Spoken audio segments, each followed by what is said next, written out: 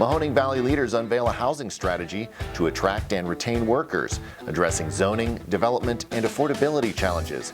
Meanwhile, small businesses struggle to fill job openings, with hiring difficulties persisting despite a slight dip in unfilled positions. Those stories and more on today's Daily Buzz.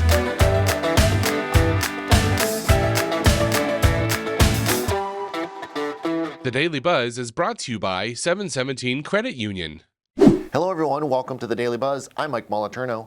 A new housing strategy for the Mahoning Valley calls for the creation of a housing consortium, a training program for emerging developers, coordinated zoning corrections, down payment assistance programs, and proactive land assembly. These recommendations come from a housing study released by the Eastgate Regional Council of Governments and the Youngstown Warren Regional Chamber. The study, funded by Eastgate and conducted by the Greater Ohio Policy Center and the Reinvestment Fund, highlights the need for housing that better aligns with the region's workforce.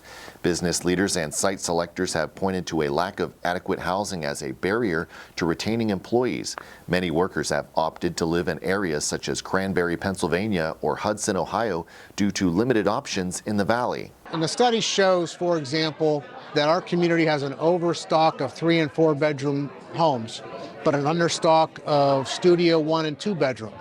And so that seems to make sense. What we kind of knew anecdotally is that the younger workforce, the workforce in that prime age category of 24 to 44 that might not have the 4 kids that a typical family had when we built our neighborhoods. And so it helps us identify what is the need in terms of building homes here. Financial institutions are also playing a role in the strategy. 717 Credit Union has committed $100 million in community reinvestment funds for housing initiatives in northeastern Ohio.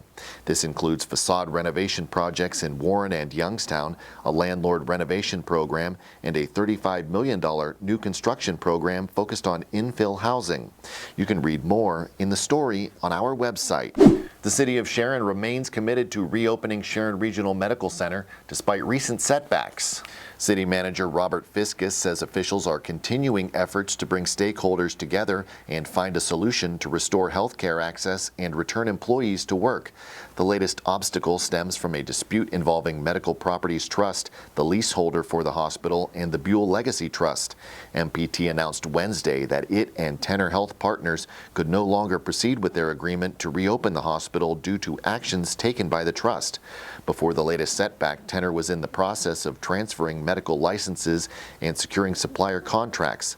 Fiscus says officials believed the hospital could reopen within days. And the latest jobs report from the National Federation of Independent Business shows small business hiring challenges continued in December, though some key indicators declined from the previous month. 35% of small business owners reported job openings they couldn't fill, a slight drop from November. Looking ahead, a net 24% of small business owners plan to increase pay in the next 3 months, down 4 points from November's peak for the year. Labor costs remain a top concern, cited by 11% of business owners, just below the record high of 13% set in December 2021. And that is going to do it for today's Daily Buzz. Be sure to like, subscribe, and leave a comment. If you'd like to dive deeper into any of these stories, links are available in the description. Thank you very much for watching. I'm Mike Moliterno. 717 Credit Union. Savings power to give your business an extra boost. Business savings, certificates, and business money market. 717 Credit Union. Make your money work as hard as you do. Check out our business money market and CD rates at 717cu.com/rates.